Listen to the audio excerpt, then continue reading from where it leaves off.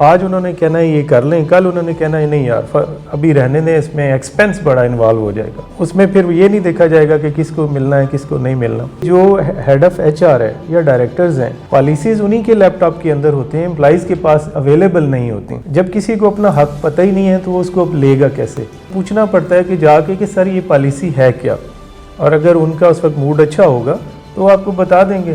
ادارہ پروفٹ کے لیے ہے لیکن بندہ پروفٹ اس کے پروفٹ کے لیے نہیں آتا, تو ہم اس کو دیکھیں گے کہ اس پروفٹ میں سے اس کا کیا شیئر ہے. یہ بھی ایک ایڈوائز ہے کہ ایسا کوئی کام نہ کریں کہ 2 مہینے بعد 4 مہینے بعد مالکان کہیں کہ یار یہ کہیں اور ہی چلا جائے تو بہتر ہے.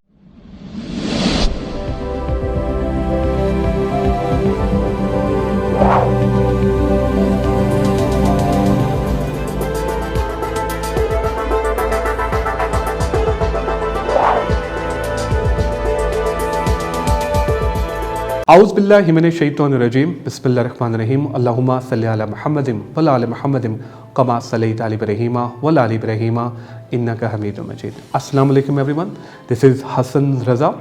آج ایک دفعہ پھر قاسم ملیشیا فاؤنڈیشن کے پلیٹ فارم سے آپ کی خدمت میں حاضر ہوں. دوستو, H R manual, H R policies بہت امپورٹنٹ رول پلے کرتی ہیں کسی بھی ادارے کے لیے. اور جب بھی کوئی ایچ آر والا جوائن کرتا ہے تو سب سے پہلے اس کو ایک اسائنمنٹ دی جاتی ہے کہ بھائی پالیسیز پہ کام کرو, ایچ آر مینول بناؤ. اسی ٹاپک کو مد نظر رکھتے ہوئے آج ہم نے دعوت دی ہے one of the seasoned H R اور I R professional, the one and only the great Syed Rizwan. Syed Rizwan is currently working as a H R business partner at Bayer.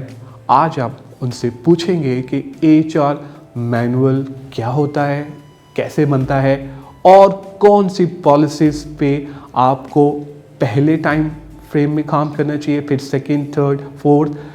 آج ہم ان سے اس ٹاپک پہ بات کریں گے اور آج ہم ان سے یہ بھی جانیں گے کہ انہوں نے as a H R professional کیسے اپنے کریئر کا آغاز کیا. آئیے ملتے ہیں سید رضوان شاہ سے. Thank you very much Rizwan sahab for joining اس today, and by the way I am excited اور آئی ایم شیور دیٹ کہ آج کی جو ہماری ڈسکشن ہے وہ بہت زبردست اور بڑی فروٹفل ہونے والی ہے. رضوان صاحب is working as a H R business partner at buyer.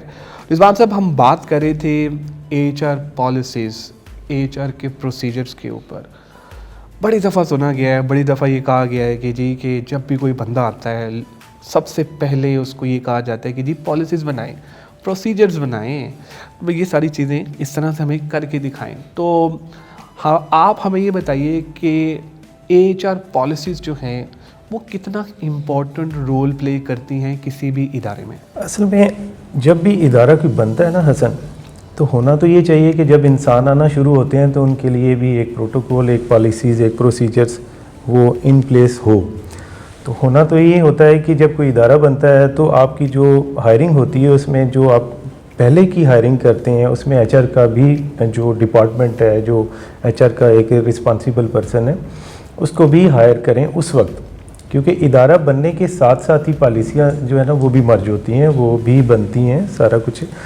کیونکہ مشینیں آتی ہیں تو مشینیں انسانوں کے بعد آتی ہیں, پہلے انسان آتے ہیں کمپنی کے اندر, تو اس لیے یہ ضروری ہوتا ہے. اور جو بھی مشین آتی ہے اس کے ساتھ اس کا ایک اپنا ایس او پی, اس کا ایک اپنا مینول آ رہا ہوتا ہے. تو انسان آتے ہیں تو ہم اس وقت مینول کا دھیان نہیں رکھ رہے ہوتے, رادر جب کمپنی چل پڑتی ہے تو ہم اس وقت کہتے ہیں کہ جی اب مینول بنا لیں, پالیسیز مینول بنا لیں. تو جو سب سے پہلی چیز ہونی چاہیے وہ ایچ آر پالیسیز ہی کے حوالے سے ہونا چاہیے. ہاں, اس میں یہ کویسچن ہو سکتا ہے کہ کون سی پالیسیز پہلے آئیں, کون سی بعد میں آئیں, کیا جو ہے وہ زیادہ ضروری ہے, کیا نائس ٹو ہیو ہے, کیا مسٹ ہیو ہے. تو وہ پالیسیز کا تو اپنی جگہ ہے, لیکن ڈیفینیٹلی جو سب سے پہلے اس چیز کو آنا چاہیے وہ ایچ آر کی پالیسیز ہی ہیں. ادارے کے ساتھ ساتھ ڈفرینٹ جو آرگنائزیشنز ہیں ان کی پالیسیز بہت ساری چیزوں پہ ڈفرینٹ ہوتی ہیں. کوئی زیادہ کیئرنگ ہوتی ہیں تو وہ زیادہ ڈیپتھ میں چلے جاتے ہیں پالیسیز کے اندر. جو کمپلائنس کے حوالے سے ہوتے ہیں وہ کہتے ہیں یار okay this is legally binding, یہ ہونا چاہیے, دس از سوشلی بائنڈنگ, یہ ہونا چاہیے. ہم اس طرح کے ماحول میں رہتے ہیں, اس طرح کے لوگوں میں رہتے ہیں, تو وہاں پہ اس طرح کی پالیسیز ہونی چاہیے. تو وہ پھر ایک ڈیپتھ آگے with the passage of time چلتی رہتی ہے. رضوان صاحب بالکل آپ نے ٹھیک کہا. اچھا رضوان صاحب, یہ بھی دیکھا گیا ہے کہ ہمارے یہاں دو طرح کے ادارے کام کریں. ون از اسٹرکچرڈ آرگنائزیشن اور second is unstructured organisation. Structured organisation میں تو سم ہاؤ چلیں پالیسیز بنی ہوتی ہیں, باہر سے پالیسیز آ رہی ہوتی ہیں اور آگے آپ نے اس کو امپلیمنٹ کرنا ہوتا ہے. انسٹرکچرڈ آرگنائزیشن میں بالکل بھی پالیسیز جو ہے نا وہ بنی نہیں ہوتی ہیں. اگر بنی بھی ہوتی ہیں وہ خالی نام کی بنی ہوتی ہیں. تو ہم آپ سے ذرا جاننا چاہیں گے کہ ایک HR مینیجر جب جوائن کرتا ہے تو اس کو پورے HR مینول کے اوپر کام کرنا چاہیے, یا کہ صرف اور صرف ایک کانٹینٹ بنا کے تو پالیسیز کو پکڑ لینا چاہیے. یار فار ایگزامپل پہلے لیو پالیسی کر لو, پہلے جو ہے کوئی اور پالیسی پہ کام کر لو, کوئی کار پالیسی ہے, اس طرح سے ہے. یا آپ کیا ایڈوائز کرتے ہیں کہ نہیں یار پورا HR مینول ہی بنا کے آگے پریزنٹ کر دینا چاہیے؟ اچھا, ایک تو پہلے ہمیں یہ بتائیں. دوسرا میرا اس سے ریلیٹڈ کویسچن ہوگا, سر ہم بڑی اچھی پریزنٹیشنز بنا لیتے ہیں, ہم بڑا اچھا HR مینول بھی بنا لیتے ہیں, امپلیمنٹیشن میں ہمیں بڑے مسئلے مسائل ہوتے ہیں, امپلیمنٹ نہیں ہو پاتا. ڈیفینیٹلی امپلیمنٹیشن میں ول آف دا امپلائر چاہیے ہوتی ہے. اب جو پہلے آپ نے بات کی نا کہ پالیسیز میں کون سی پہلے بنانی چاہیے کون سی, دیکھیں ڈیفینیٹلی اس میں ایک چیز تو بڑی امپورٹنٹ ہے کہ آپ نے with in legal frame work دیکھنا ہوتا ہے. سب سے پہلے آپ نے یہ دیکھنا ہوتا ہے کہ لیگلی کون سی ایسی چیزیں ہیں کہ جو ذمہ داری ہے ادارے کی ٹورڈ دا امپلائیز. تو ایک تو اس کے اوپر پالیسیز بنانی چاہیے. ڈیفینیٹلی اس میں لیو بھی ہے, اس میں پے اسٹرکچرز بھی آ جاتے ہیں, اس میں میڈیکل وغیرہ کی بھی آ جاتا ہے, یہ چیزیں ہیں. تو پہلے تو آپ اسی چیز کو دیکھ رہتے ہیں کہ لیگلی بائنڈنگ کیا ہے. اینڈ دین جو سیکنڈ اسٹیج پہ ہوتا ہے پالیسیز میں وہ یہ ہے کہ ہمارا کلچر کیا کہہ رہا ہے, خواتین کے حوالے سے, ہیراسمنٹ کے حوالے سے, بچوں کے حوالے سے جیسے لیگلی ہے تو آپ نے وہ وہاں پہ کیا ہے. دین کیئر کیا آ جاتا ہے ایک ایلیمنٹ کہ آپ نے امپلائی کیئر ریٹینشن رکھنی ہے تو لوگوں کو کچھ آپ دے رہے ہوں گے, کو ان کو بہتر ایک لائف سٹائل دے رہے ہوں گے تو وہ رکیں گے, ادروائز وہ کہیں اور چلے جائیں گے. اسٹرکچرڈ اور نان اسٹرکچرڈ کا یہ ہے کہ جہاں تک اسٹرکچرڈ کی ہم بات کرتے ہیں نا, MNCs کی بات کر لیں. اب MNCs میں ہوتا ہے کہ کچھ پالیسیز ایسی ہوتی ہیں جو ملٹی نیشنل کمپنیز کی اگر out of country head offices ہیں تو وہاں سے آ رہی ہوتی ہیں. وہ ہوتا ہے ادارے کا جسٹ ہے. اس کے علاوہ اس کے اندر پھر انہوں نے ایک ہمیں یہ مارجن دیا ہوتا ہے کہ ہم لوکلی جو ہمارا یہاں کا کلچر ہے اس کے اکارڈنگلی ان کو ٹیلر کر رہے ہیں, ان کو کانٹ چھانٹ کر لیں, اس میں کوئی ایڈیشن کر لیں, اس میں کوئی ڈیلیشن کر لیں, لیگلی بھی سوشلی بھی. تو اس میں وہ گنجائش تو ہمارے پاس رہتی ہی رہتی ہے. MNCs کا یا اسٹرکچرڈ آرگنائزیشن کا اور نان اسٹرکچرڈ کا جو فرق ہوتا ہے زیادہ تر میں نے دیکھا, کیونکہ میں نے دونوں اداروں میں کام کیا ہے, لوکل میں بھی کیا ہے, MNC میں بھی کیا ہوا ہے. لوکل میں یہ ہوتا ہے کہ کیونکہ سیٹ صاحب یا امپلائرز بیٹھے ہوتے ہیں, ٹھیک ہے, وہ ان کا بدلتا رہتا ہے, موڈ بھی بدلتا رہتا ہے, رویہ بھی بدلتا رہتا ہے. تو وہ آج انہوں نے کہنا ہے کہ یہ کر لیں, اگر چھوٹا ادارہ ہے تو آج انہوں نے کہنا ہے یہ کر لیں, کل انہوں نے کہنا ہے نہیں یار ابھی رہنے دیں, اس میں ایکسپینس بڑا انوالو ہو جائے گا. اب میڈیکل کی بات ہی ہے تو جہاں پہ بڑے ادارے ہوں گے, اسٹرکچرڈ ہوں گے, تو وہ کیا ہوگا کہ ایک دفعہ پالیسی اپروو ہوگی تو ہو گئی, اس میں پھر یہ نہیں دیکھا جائے گا کہ کس کو ملنا ہے کس کو نہیں ملنا. اسٹرکچرڈ اور نان اسٹرکچرڈ کے علاوہ ایون اسٹرکچرڈ اداروں میں نے خود دیکھا ہے کہ جو ہیڈ آف HR ہے یا ڈائریکٹرز ہیں, پالیسیز انہی کے لیپ ٹاپ کے اندر ہوتے ہیں, امپلائیز کے پاس اویلیبل نہیں ہوتی. جب کسی کو اپنا حق پتہ ہی نہیں ہے تو وہ اس کو اب لے گا کیسے؟ مجھے یہی نہیں پتا کہ میرا میڈیکل کیا ہے, میرا لیو کیا ہے, تو میں کیسے اس کو اویل کیسے کروں گا؟ تو وہاں پہ یہ ایک ایلیمنٹ آ جاتا ہے کہ وہ ان کے پاس ہے, ان پوچھنا پڑتا ہے کہ جا کے کہ سر یہ پالیسی ہے کیا, اور اگر ان کا اس وقت موڈ اچھا ہوگا تو وہ آپ کو بتا دیں گے, نہیں ہوگا تو وہ کہیں گے کہ بعد میں آ جانا یا یہ نہیں ہے ابھی. تو یہ بھی ایک چھوٹا سا جو ایشو ہے جو نہیں ہونا چاہیے.